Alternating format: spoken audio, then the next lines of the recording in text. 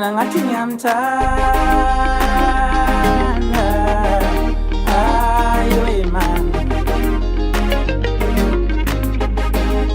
Mina ngathi ngiyamthanda umhlekela kamnandi.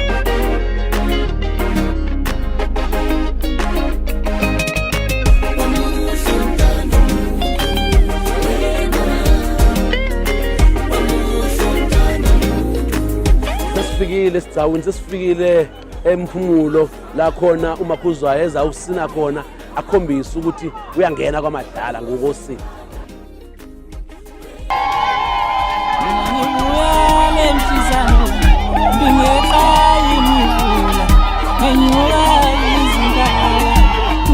Le ngane le izobaphatha kahle.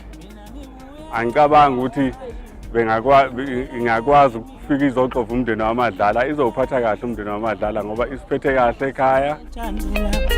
Awunginike nkani umuntu, unginike inhliziyo, ngifuna uthando.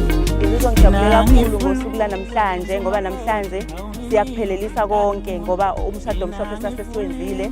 Namhlanje ke sishaya lo wesintu ngempela. Ngizizwa ngijabule ngendlela eyisimangaliso ngoba manje kusukuthi sesizohlala kahle nomyeni wami, zonke izinto sesizenzile seyiphelelisiwe.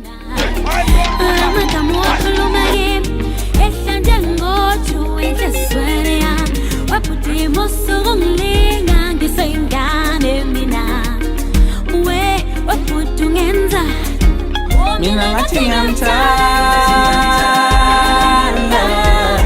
ayo man. Mina ngathi ngiyamthanda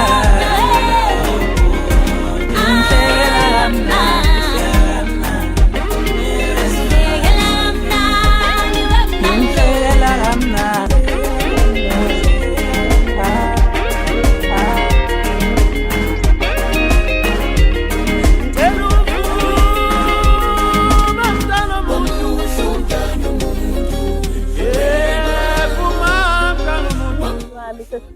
Sesihambe naye ibanga elide kakhulu and ngiyamthanda kakhulu, sibambisene ngendlela enhle kakhulu.